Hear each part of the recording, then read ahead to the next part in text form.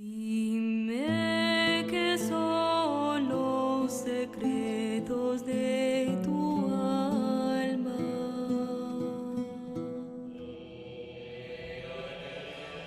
Les racines du ciel, ¿Cuál es el une émission de Frédéric Lenoir et Lélie Anvar. Réalisée par Clotilde Pivin, préparée par Marie Dalquier, prise de son Guillaume Ledu. de dónde viene la luz de tu cara? Aujourd'hui, nous parlerons de thérapie et croissance spirituelle avec le père Philippe Dautet.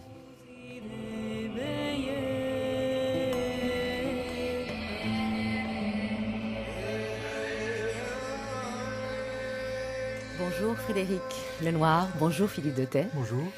Alors vous êtes prêtre orthodoxe du patriarcat de Roumanie. Vous dirigez le centre Sainte-Croix en Dordogne. Vous proposez avec votre épouse des retraites et des sessions sur la tradition philocalique des pères du désert en Égypte, ce qui ne veut pas dire que vous êtes tourné sur le passé, loin de là, c'est ce que nous allons voir.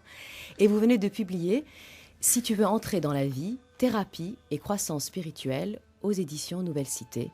Dans cet ouvrage, vous résumez cette expérience spirituelle et thérapeutique que vous avez menée depuis 30 ans, que vous continuez à mener depuis 30 ans au centre Sainte-Croix, et vous expliquez en réalité comment vous liez les deux, l'expérience spirituelle et l'expérience thérapeutique.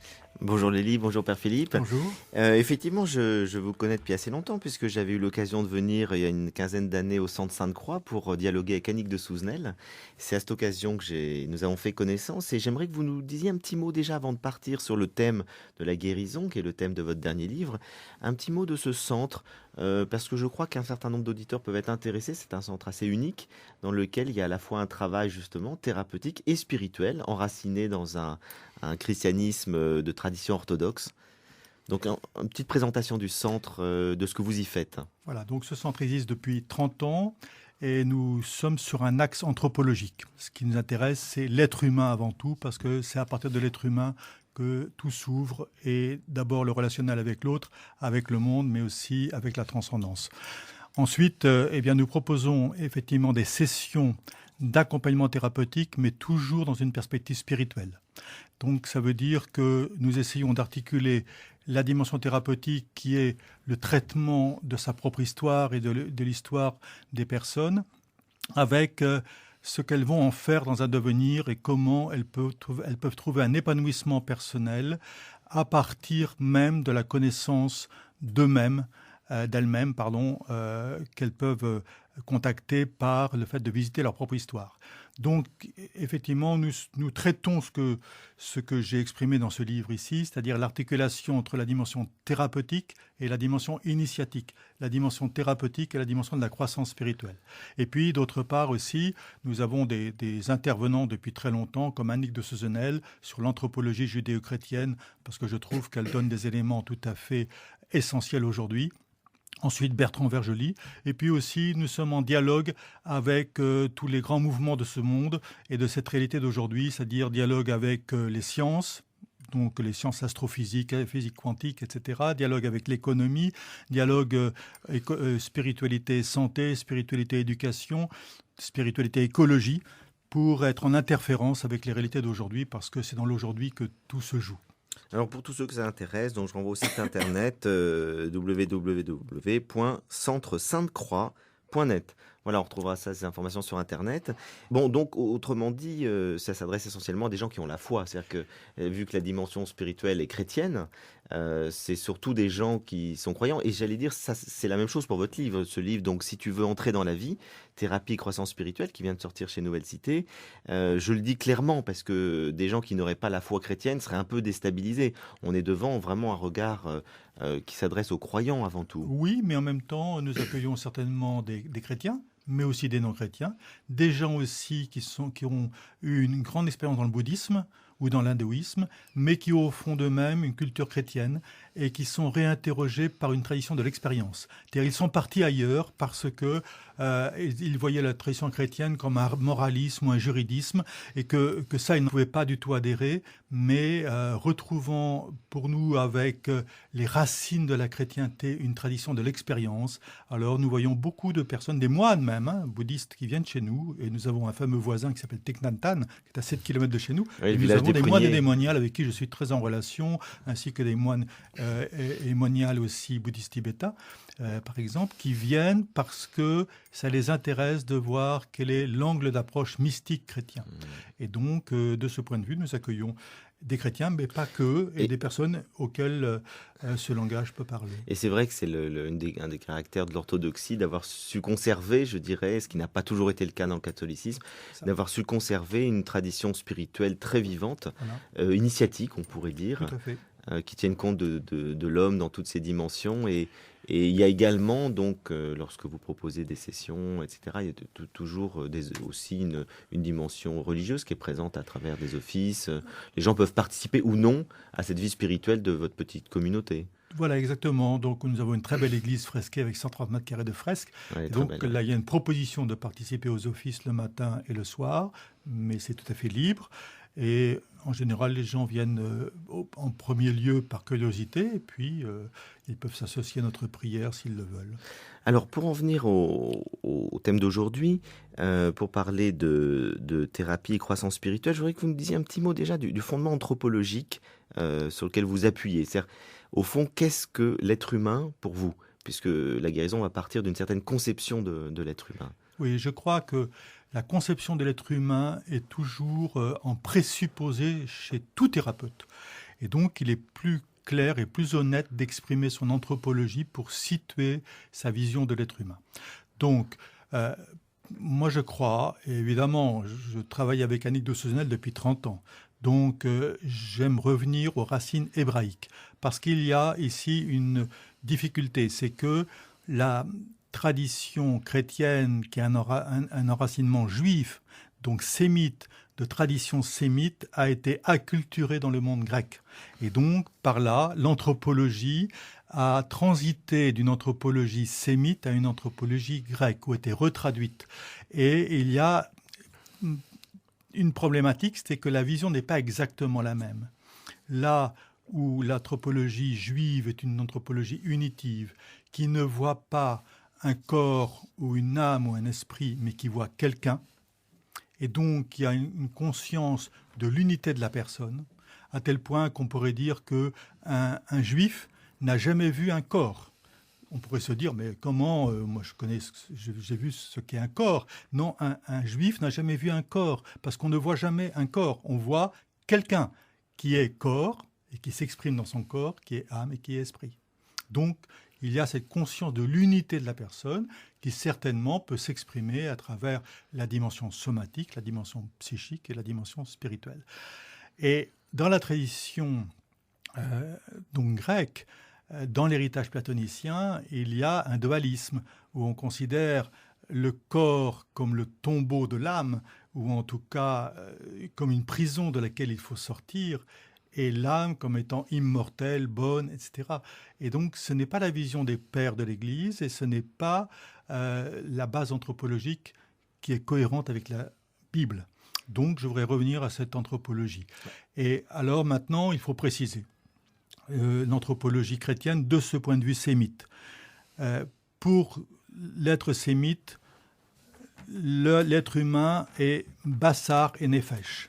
C'est-à-dire bassar qu'on a traduit par chair, mais peut-être quand on entend le mot chair, on entend Saint Paul et toute une chair dévoyée. Donc ce n'est pas de ça dont on parle. On parle ici de cette dimension informationnelle de la chair qu'on ne doit pas confondre avec la viande. Excusez-moi du langage, mais malheureusement c'est ça qu'on voit. Voilà, et donc qui est chair pénétrée de souffle, et les deux sont indissociables. Le souffle donne vitalité à la chair, et les deux sont donc indissociables, comme j'ai dit tout à l'heure, c'est un être humain indivise. Et au cœur de cette réalité Bassar Nefesh, il y a une capacité de conscience, c'est-à-dire de poser un regard sur les mouvements de l'âme et sur les mouvements du corps. Et cette capacité de regard, elle est exprimée dans le nous grec qui dit l'œil du cœur, et donc la possibilité de prendre conscience des états d'âme et de prendre conscience des mouvements intérieurs. Et donc, quand nous allons parler de l'esprit, nous allons parler de cette capacité de conscience dans l'être humain, qui est une capacité aussi de responsabilité, mais pas que, parce qu'il y a un autre mot qui est utilisé pour parler de l'esprit, qui est le pneuma.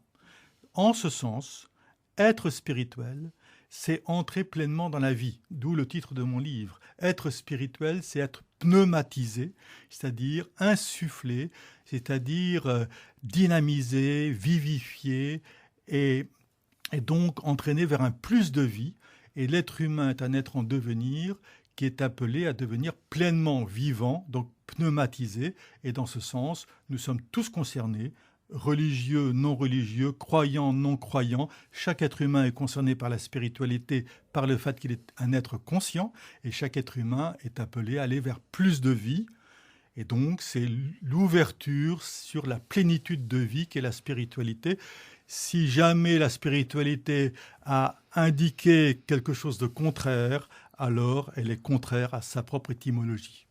Alors, ce que vous montrez aussi dans votre livre, c'est que on est tous plus ou moins blessés. Il y a Voilà. toute l'histoire, hein, depuis l'embryon jusqu'à l'âge que nous avons aujourd'hui, est faite aussi de rencontres négatives, de blessures, d'incompréhension, de déviations.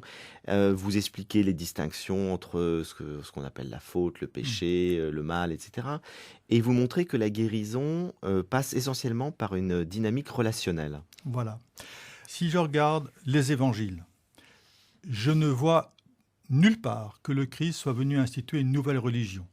Ce que je vois d'une manière claire, c'est que le Christ entre en relation d'une manière singulière avec la personne qui est en face de lui, qui est un disciple, qu'il appelle, ou bien un lépreux, ou bien un infirme, ou bien un sourd, ou bien un muet. Une prostituée, ou bien une prostituée. Femme adultère. Exactement.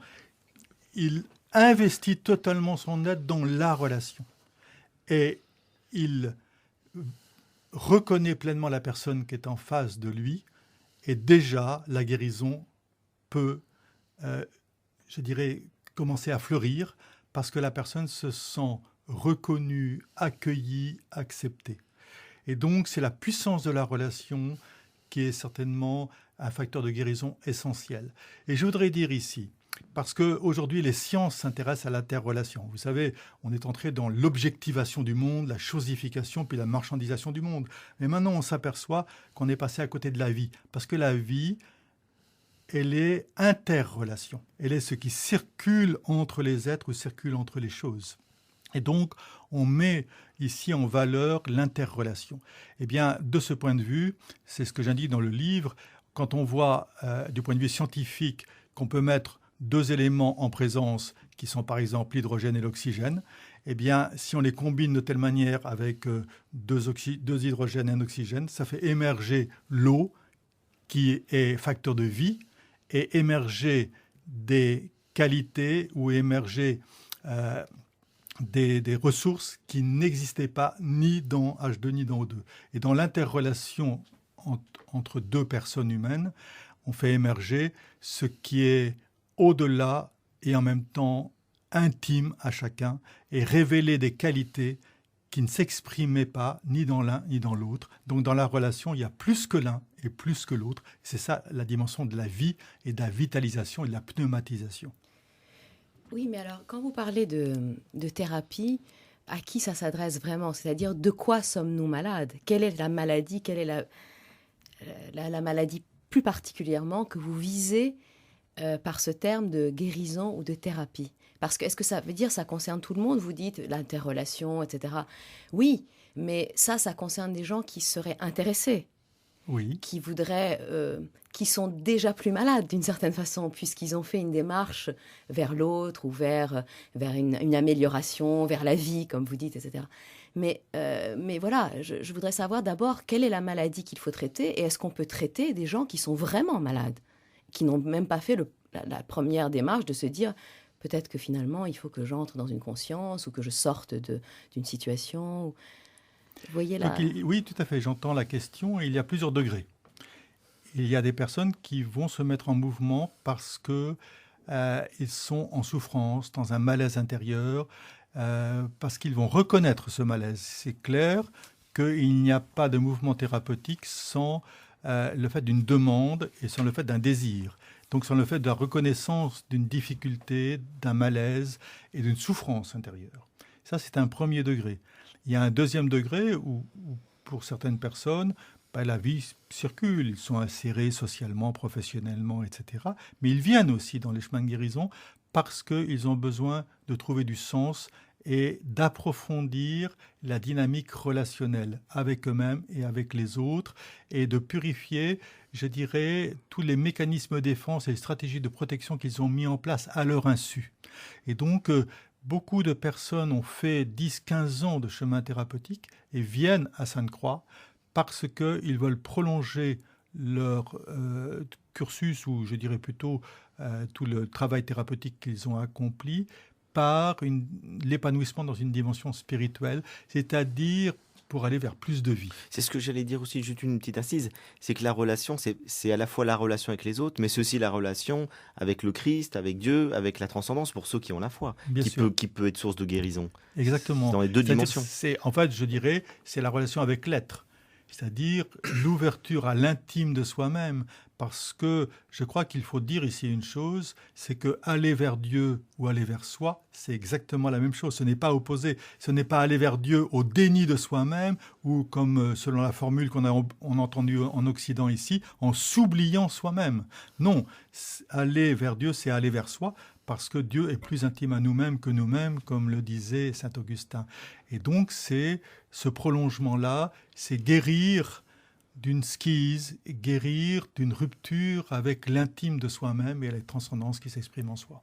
Parce que je vous pose la question parce que c'est vrai que vous donnez très souvent le modèle évangélique. Oui. Et le Christ est évidemment un thérapeute dans les évangiles dans tous les sens du terme, que ce soit vraiment physiquement les lépreux, la femme et Maurice, les infirmes, etc., voire même Lazare. La plus grande maladie étant la mort, évidemment. Et en même temps, c'est le thérapeute de l'âme. Donc la question, c'est, est-ce que vous pensez que la démarche, elle peut commencer par un désir simplement de guérir de quelque chose de purement physique ou psychique? Voilà, quelqu'un qui est dans un mal-être ou quelqu'un qui est infirme. Est-ce que ça s'adresse plus au corps, ou est-ce que c'est vraiment, vous entendez thérapie dans un sens hautement spirituel? On voit bien dans les évangiles, parce que vous êtes revenu à cette référence-là, que le Christ passe par la guérison des corps. Oui, bien sûr. Donc, ça commence par là. Et donc, il y a le signe des guérisons pour que ça soit signifiant pour tous ceux qui sont autour. Donc, effectivement, ça commence par la guérison des corps. Donc, ça inclut cette attention au malaise et aux somatisations. Et puis, ça continue par ce qui sous-tend la somatisation, qui est le problème et les difficultés et les malaises et peut-être même les déviations de l'âme, jusqu'à la maladie de l'esprit. Et la maladie de l'esprit, c'est de ne pas savoir accueillir pleinement la vie en soi.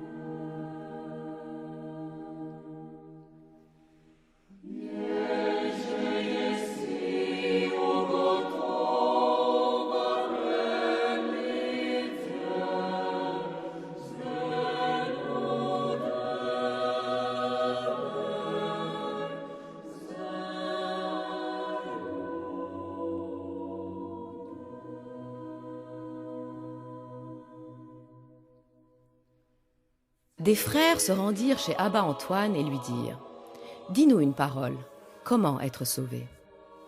Le vieillard leur dit « Écoutez-vous l'Écriture, elle vous convient fort bien. » Ils répartirent « Mais nous voulons l'entendre de toi, Père. » Alors le vieillard leur dit « L'Évangile dit, si quelqu'un te frappe sur la joue droite, tends-lui aussi l'autre. » Ils dirent « Nous ne pouvons pas faire ça. » Le vieillard leur dit « Si vous ne pouvez pas tendre l'autre joue, supportez au moins qu'on vous frappe sur une joue. »« Ah, nous ne pouvons pas non plus. »« Si vous ne pouvez pas non plus, dit-il, ne rendez pas le mal que vous avez reçu. » Et ils dirent « Nous ne pouvons pas non plus. » Alors le vieillard dit à son disciple « Prépare-leur une petite bouillie de farine, car ils sont malades.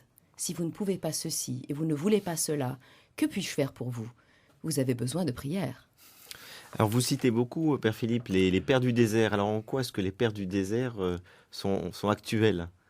Les pères du désert sont actuels au sens où ils ont voulu revenir à l'originel. Et je crois que dans le contexte actuel, il nous faut revenir à l'originel. Quand je dis originel, je ne dis pas le commencement, je ne dis pas un avant dans le temps, je dis un originel dans la profondeur de soi-même. Il y a en nous une dimension originelle, et dans cette dimension originelle, nous sommes capables de beauté, capables de joie, capables de paix, capables d'amour, donc capables de d'éclore les plus grandes qualités humaines. Et donc, c'est ça que nous disent les pères du désert, cette tradition philocalique. Philocalie veut dire amour de la beauté. Et quand on dit amour de la beauté, on parle de l'amour de la beauté originelle, qui est évidemment, pour les pères du désert, identifiée à l'image de Dieu dans l'être humain. Et donc, ça veut dire cette capacité de noblesse qui habite chaque être humain. Et donc, je vais développer après toute une thérapie en disant qu'il faut prendre soin de cette beauté originelle, prendre soin de ce qui va bien en nous, de ce qui est en bonne santé en nous, pour aller vers le traitement de ce qui dysfonctionne en nous. Alors ça, c'est un point très important qui rejoint ce qu'on appelle aujourd'hui la psychologie positive, Voilà. alors que Freud insistait beaucoup évidemment sur le traitement de ce qui va mal. Et Oui. depuis 30 ans, il y a tout un courant qui s'est développé aux États-Unis, qui touche aujourd'hui le monde entier, qui insiste aussi sur finalement prendre conscience de toutes nos capacités, nos potentialités, nos qualités, tout ce qui fonctionne bien, pour le développer, ce qui est à la fois thérapeutique et préventif. Donc vous proposez la même chose, mais en s'inscrivant toujours dans cette dimension spirituelle. Voilà, je voudrais faire réémerger cette très belle tradition qui n'a pas forcément été bien comprise ou bien à travers quelques clichés, parce qu'aujourd'hui, il y a des personnes qui veulent s'inspirer des pères du désert. Mais avant tout, il s'agit d'entrer dans cet esprit philocalique, effectivement, qui est relayé aujourd'hui par Jung, mais aussi par Rolomé, par Carl Rogers, etc. Et donc, on a bien saisi que, en fait, ce n'est pas en voulant absolument traiter le mal qu'on s'en sort, mais c'est en nourrissant ce qui va bien en nous. Donc, je trouve que c'est important parce que nous allons vers l'émergence de la lumière au lieu de vouloir chasser les ténèbres. Mais quelle est la meilleure façon de chasser les ténèbres si ce n'est de faire resplendir la lumière? Donc, il y a effectivement un axe thérapeutique ici que je trouve essentiel, c'est-à-dire qu'il s'agit de faire en sorte que la personne trouve une source, un ressourcement intérieur pour qu'elle-même, elle puisse participer à sa propre thérapie. Et d'ailleurs, à ce propos, je trouve que vous avez de très belles pages sur la question de la culpabilité. C'est-à-dire, vous distinguez fort bien, vous montrez à quel point la culpabilité est quelque chose qui nous retient dans cette démarche, même s'il faut être conscient, bien sûr, de ses fautes. Vous ne faites pas l'impasse du tout sur le fait que nous commettons des fautes et des péchés, nous faisons des choses que nous ne devons pas faire, mais néanmoins, vous faites une très importante, à mon sens, distinction avec le sentiment, la conscience de ce qu'on fait et la question de la culpabilité. Je crois que c'est lié à cette psychologie positive. Donc, il y a ce que je mets en évidence, c'est que à partir d'une même réalité, on peut enclencher un dynamisme positif de construction intérieure ou un mécanisme d'autodestruction. On peut se faire mal avec le mal subi, on a été blessé, on n'y est pour rien, on est tout à fait, et puis surtout un enfant, tout à fait victime, mais on peut entrer dans une culpabilité morbide et s'auto-détruire avec cette culpabilité, et peut-être cette culpabilité va plus nous détruire que la blessure initiale. Ça, c'est le drame, et c'est le grand drame de l'être humain, mais aussi on peut en faire une occasion de croissance spirituelle. Et c'est ça tout le thème du livre. Et donc, il y a à distinguer entre la conscience de culpabilité, c'est-à-dire repérer que j'ai dit une parole ou j'ai fait quelque chose qui blesse l'autre et qui n'est pas juste. Et donc, cette conscience, elle est positive. mais il y a aussi le sentiment de culpabilité où je vais me remordre, donc je vais mâchonner en permanence et être dans une culpabilité, c'est-à-dire être dans une autocondamnation parce que j'ai fait quelque chose que je n'aurais pas dû faire et je me le reproche et je ne cesse de m'embourber dans ce processus mortifère. Et j'ose dire ici que la culpabilité, elle est et mortifère et carrément démoniaque. Mais Lélie parlait aussi du mot péché, qui est un mot extrêmement chargé, hein, et qui peut évoquer aussi des choses très négatives et beaucoup de déviations, je dirais, dans la prédication chrétienne au cours de 2000 ans, dans lequel on a évidemment beaucoup insisté sur la notion de péché, justement peut-être pour amener les gens à une forme de culpabilité, ce qui assoit aussi un pouvoir d'une institution. Donc là, j'aimerais que vous parliez du péché, parce que la manière dont vous en parlez dans le livre n'a évidemment à peu près rien à voir avec cette connotation extrêmement moralisante. Oui, je crois que c'est toujours important, et ça c'est aussi revenir à l'étymologie originelle. Donc d'une manière originelle, en hébreu, le mot rata, en grec le mot hamartia, qui est traduit par le péché, veut dire mal visé, être mal orienté. Et donc le péché, ce n'est pas quelque chose dont il faut se culpabiliser, mais c'est une alarme, ça veut dire qu'on est mal orienté. Et donc, mal orienté, et je trouve que Martin Buber dit très bien ici ce que ça veut dire, et notamment par rapport à la culpabilité. Et il dit, au lieu de te culpabiliser et de dépenser une énergie intérieure à te juger, tu ferais mieux d'aller aider les autres et par là de sortir de toi, de sortir de tout le tempérament mortifère dans lequel tu t'enfonces pour aller donner le meilleur de toi-même aux autres. Voilà. Et donc, le péché n'est pas quelque chose sur lequel il faut ruminer, mais dont il faut sortir. C'est-à-dire qu'il s'agit de restituer une juste orientation. Et la juste orientation, c'est d'aller vers la vie au lieu d'aller vers la mort. Ça me fait vraiment penser, ce que vous dites, à Spinoza, qui dans l'éthique, alors il ne parle pas du tout du péché, parce qu'il n'est pas dans une conception religieuse, mais dans sa conception philosophique, il parle du bon et du mauvais. Et il dit, au fond, ce qui nous fait du mal, c'est lorsqu'on oriente mal notre désir. Et donc, aller vers le bon, c'est réorienter son désir et savoir trouver des désirs meilleurs qui vont concurrencer ces désirs négatifs pour aller vers la joie, c'est-à-dire vers ce qui nous permet de nous accomplir. Voilà, tout à fait. Donc, en fait, il y a en nous le désir. Et donc là, je crois qu'il s'agit d'insister sur cette question, parce que le désir a été l'objet d'une suspicion.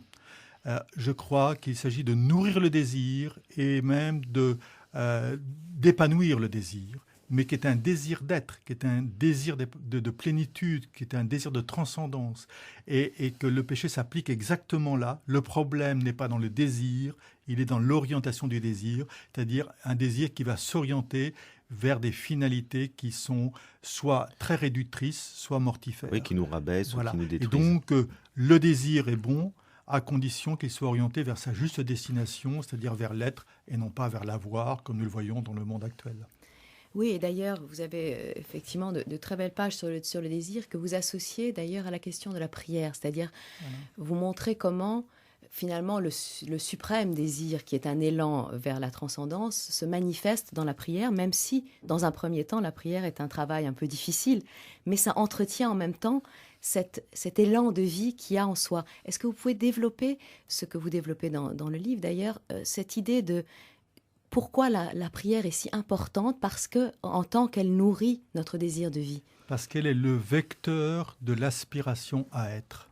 Avant même qu'on ait dit un seul mot de la prière, l'essentiel, c'est de laisser jaillir la vie.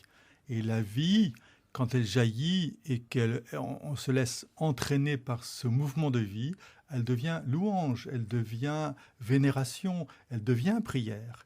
Et donc, prier avec des mots sans être enraciné dans cet élan de vie, ce n'est pas la prière, c'est du rabâchage. Le Christ dit, quand vous priez, ne rabâchez pas. Et donc, avant tout, et ça j'exprime de manière très forte, il s'agit de retrouver la vie. Si on n'est pas enraciné dans le mouvement de la vie, qui évidemment pour les chrétiens et pour les croyants en général vient de Dieu, c'est-à-dire c'est Dieu qui s'exprime dans ce mouvement de vie, si on n'est pas enraciné là, alors ça veut dire quoi la prière ?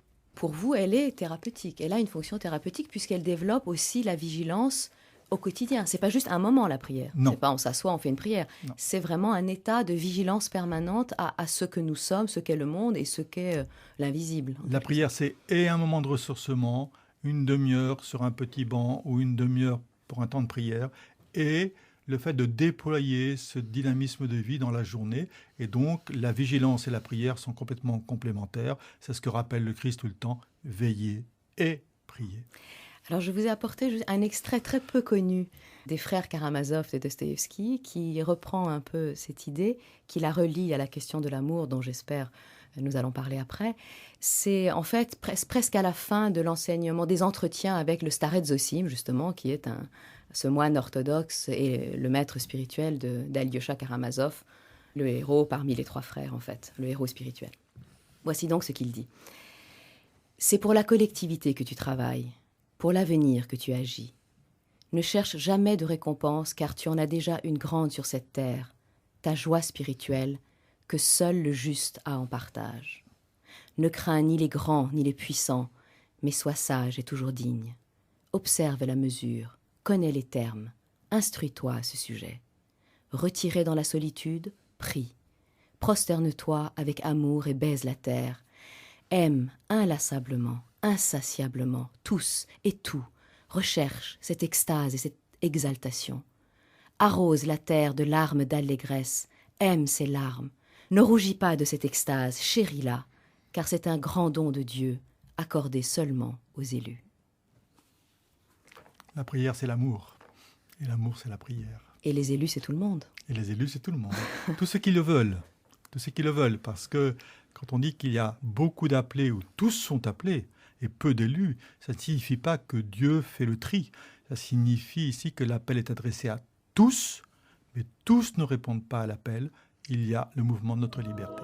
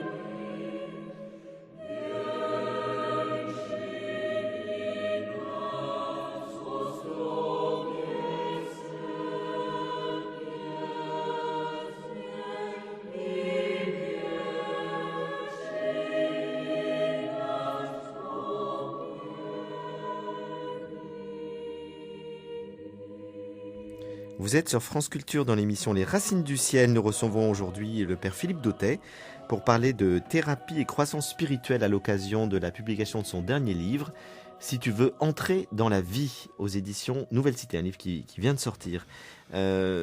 Pour poursuivre cette conversation, il y a un élément dont vous parlez dans votre livre qui est très intéressant, je vais essayer de le dire.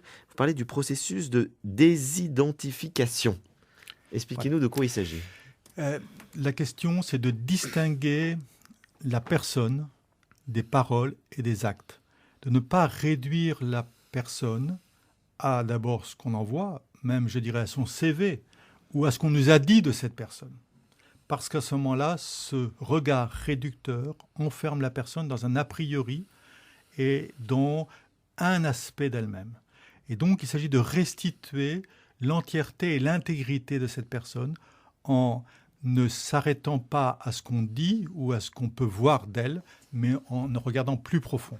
Et donc, désidentification, ça veut dire ne pas réduire la personne à ses paroles ou à ses actes. C'est valable pour soi-même, parce qu'autrement, quand on le fait, on entre dans la culpabilité. La culpabilité, c'est bien se réduire soi-même à un acte que j'ai fait, que je n'aurais pas dû faire, et par là, on rentre dans un processus mortifère. Et donc, la désidentification, c'est pour entrer dans un processus de vie.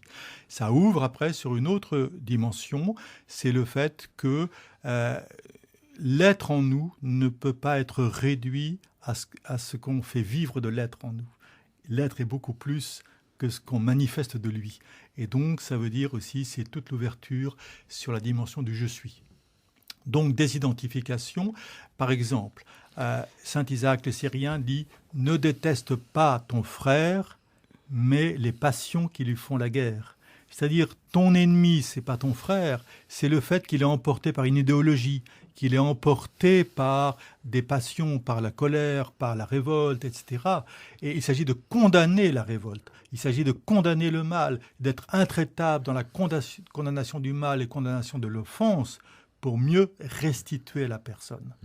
Ou bien, un grand théologien orthodoxe va dire, Paul Evdokimov, le Christ sur la croix a séparé le péché du pécheur, il a condamné le premier pour sauver le pécheur. Et donc ici, il s'agit en même temps de condamner absolument les actes, et ceci est essentiel à la question du pardon. Donc le pardon ne pourra se faire que sur la reconnaissance réciproque du mal subi, et par l'agresseur, et par l'offensé et l'agressé. Et donc condamner les actes et les paroles pour mieux restituer la relation avec les personnes qui ne peuvent pas être réduites à ces paroles et à ces actes.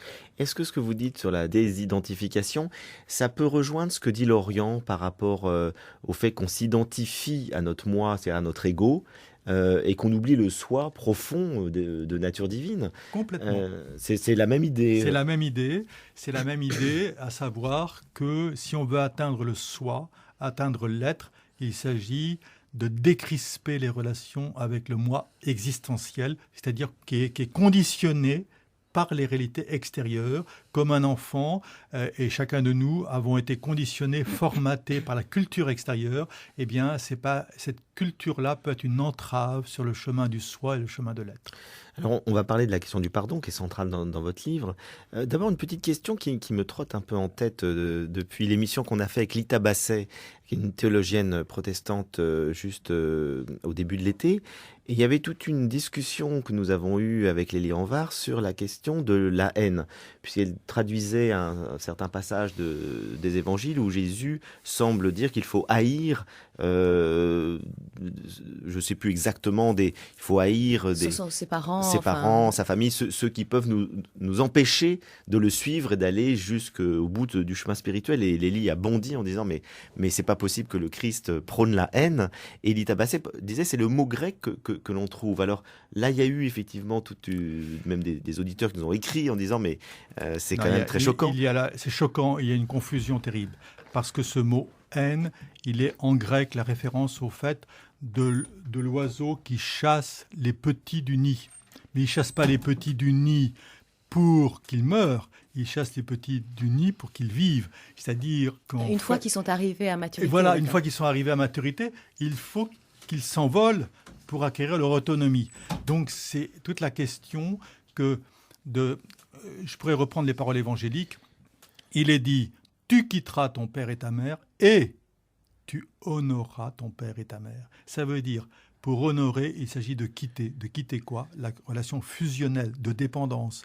Et donc de prendre son autonomie, c'est ça l'idée.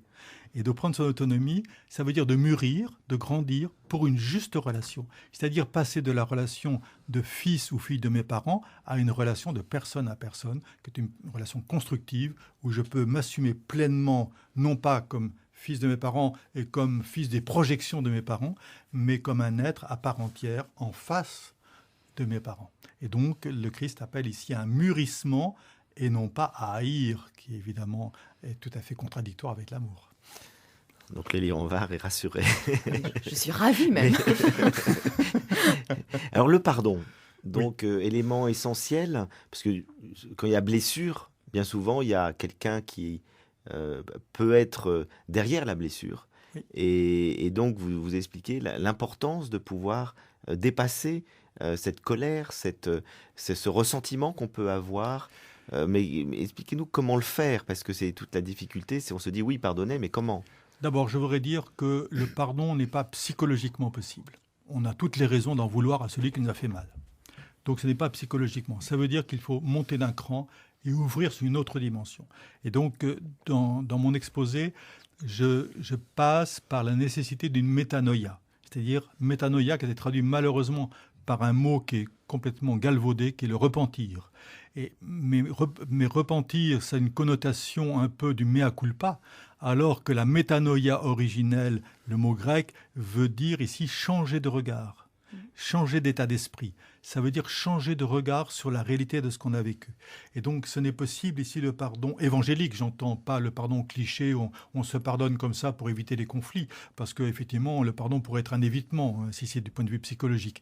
Il s'agit d'entrer dans une dimension ici profondément spirituelle. Ce qui veut dire réintégrer l'autre après l'offense ou après l'agression.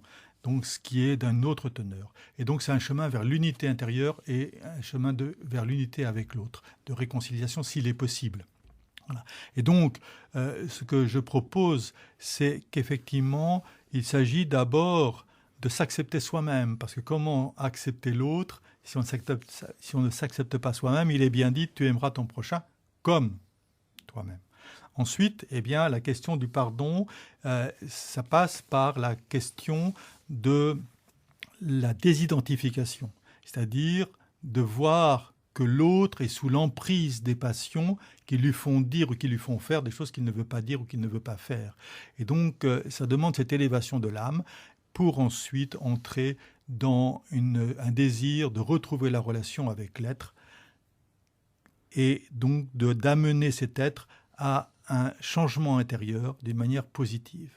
Donc le pardon est un processus, c'est l'accomplissement du processus thérapeutique, je dirais. C'est ce qui va mener à une transformation et de moi-même d'abord, pour, si possible, une transformation de l'autre selon sa liberté, afin que tous les deux nous grandissions dans l'être. Vous citez plusieurs fois dans votre livre un des grands exemples grands exemples de pardon dans notre époque contemporaine, c'est celui de Nelson Mandela. Et en effet, vous montrez que donc le pardon est possible, mais qu'il n'est possible que si on a reconnu pleinement et entièrement à la fois ses propres fautes et surtout que l'autre a reconnu la faute que l'on a envers soi. Et je trouve ça très beau, cet hommage que vous rendez à Nelson Mandela, parce qu'il est peut-être l'exemple vivant que tout ce que vous proposez dans ce livre est possible. Parce que parfois, on peut se demander si c'est possible d'aimer comme cela, de pardonner, d'être capable, pour lui, non seulement de s'unifier lui-même, mais d'unifier une nation. Je voudrais peut-être que vous reveniez sur ce cas de Nelson Mandela, surtout en ce moment où oui. on sait la situation. Comme nous atteignons la fin de l'émission, je vais quand même dire plusieurs choses ici fondamentales. Premièrement, le pardon n'est pas l'oubli. Voilà. Donc, Nelson Mandela n'a pas oublié le fait que c'est une injustice qu'il soit en prison pendant 27 ans. Ensuite, le pardon, il est le fait d'une transformation intérieure. Quand Nelson Mandela est sorti de prison après 27 ans, il a dit « Je suis devenu le capitaine de mon âme et le maître de mon destin ». Il a su transformer ce temps-là, invictus, comme une possibilité d'ouvrir sur un avenir nouveau. Et donc c'est ça le pardon, c'est rompre avec les mécanismes du passé, donc des mécanismes mortifères, ce que j'appelle aussi des mécanismes de violence. C'est-à-dire que, en fait, quelqu'un qui n'entre pas dans un processus thérapeutique, il va, à partir du mal subi, lui-même ruminer, entrer dans un ressentiment, une haine pour développer un désir de vengeance, puis faire mal aux autres qui vont ruminer et puis avoir un désir de vengeance. Et puis le mal se faufile à travers l'humanité de cette manière. Et là, premier point du pardon, Nelson Mandela rompt avec cela. Il n'en veut pas à ses ennemis, mais il en fait une occasion de croissance spirituelle. C'est bien le thème du livre. Et puis ensuite, il sort et vous savez très bien toute l'histoire qui s'est développée par la suite et comment il a évité le bain de sang à travers la commission Vérité et Réconciliation, avec aussi le film Invictus sur justement de ne pas écarter les Blancs et de ne pas se venger finalement, mais de dire c'est tous ensemble, on doit construire ensemble. Et donc le pardon, c'est la possibilité d'un avenir nouveau qui ne soit pas la reproduction du passé, et c'est la possibilité d'un vivre ensemble qui permette justement le respect de chacun et la valorisation de chacun. Et Nelson Mandela a bien illustré cela.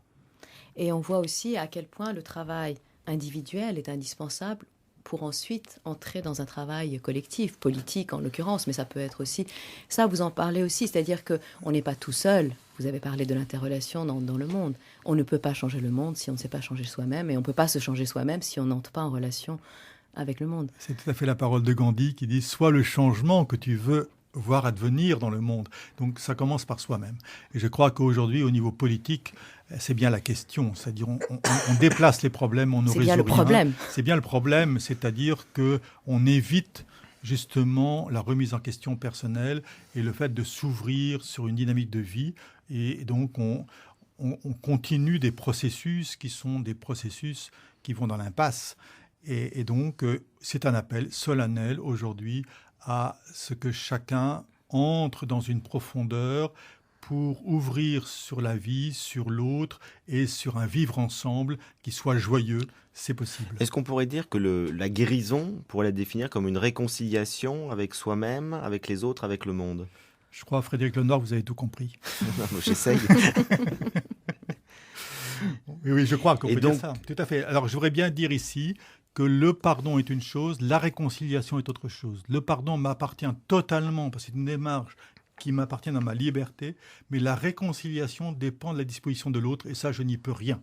Donc, en fait, il s'agit de solliciter, c'est-à-dire il s'agit ici de vivre une pleine compassion et plein d'amour pour l'autre, pour lui donner les conditions favorables pour que lui-même aille vers ce chemin de transformation pour que la réconciliation soit possible, mais chemin bien ordonné commence par soi-même. Merci beaucoup, Père Philippe Dautet. Merci à vous.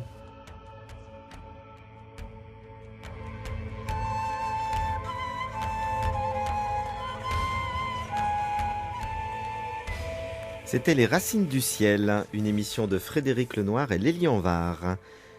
La semaine prochaine, nous recevrons Mathieu Ricard pour parler de l'altruisme. Je rappelle que cette émission est podcastable pendant 1 an et réécoutable pendant 1000 jours. Dans quelques instants, vous retrouvez le journal de la rédaction. Très bon dimanche à tous.